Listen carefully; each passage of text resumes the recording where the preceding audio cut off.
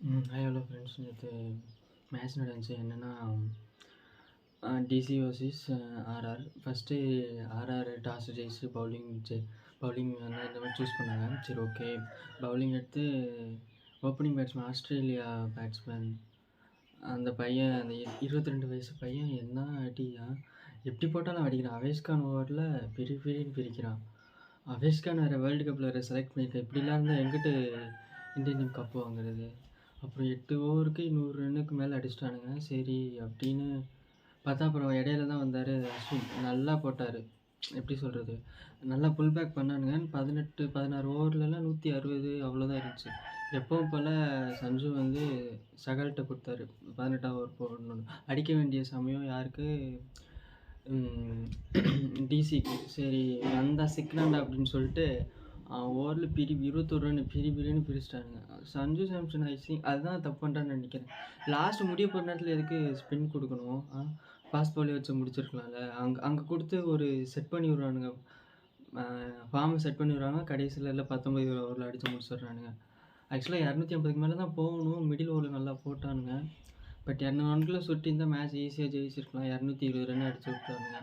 சரி, 22 ரன் அடித்தா வின்னிங் அப்படின்ற இதில் பார்த்தா, அப்புறம் எப்பவும் போல் ஜெயஸ்வாலும் பட்லரும் ஓப்பனிங் நல்லா ஸ்டார்ட் கிடைக்கல. ஃபர்ஸ்ட் பால் 4, 2வது பால் அவுட்டு ஜெயஸ்வால்.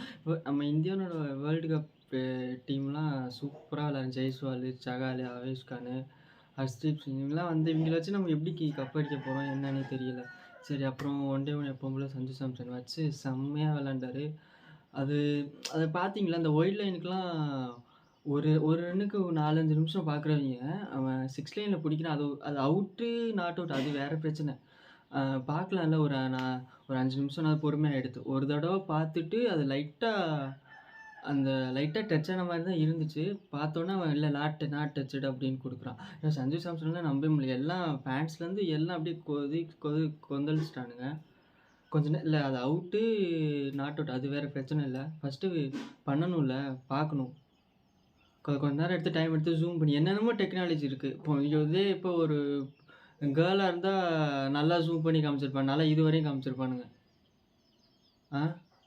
எதில் டெக்னாலஜி யூஸ் பண்ணணுமோ அதுக்கெலாம் யூஸ் பண்ண மாட்டேங்கிறானுங்க.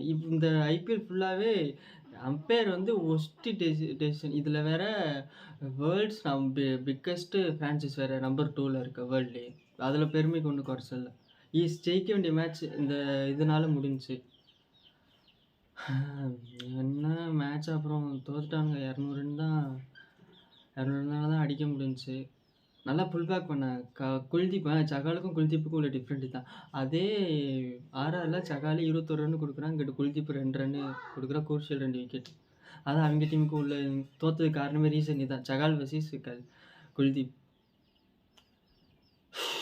சோபா நல்லா இருந்துச்சு மேட்ச்சு, செம்ம இன்ட்ரெஸ்டிங்காக இருந்துச்சு. சஞ்சு செஞ்சுரி போட்டிருக்கலாம், அது கொஞ்சம் மிஸ் ஆகிடுச்சு.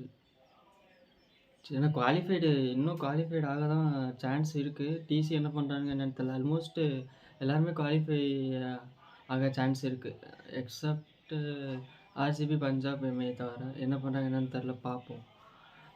ஆர்ஆர் வந்து ஆல்மோஸ்ட் குவாலிஃபைடு தான். டாப் 2ல் முடித்தா அவங்க செம்ம அட்வான்டேஜ். என்ன பண்ண போகிறாங்க என்னன்னு தெரில. சென்னைக்கு வாய்ப்பு இருக்குது.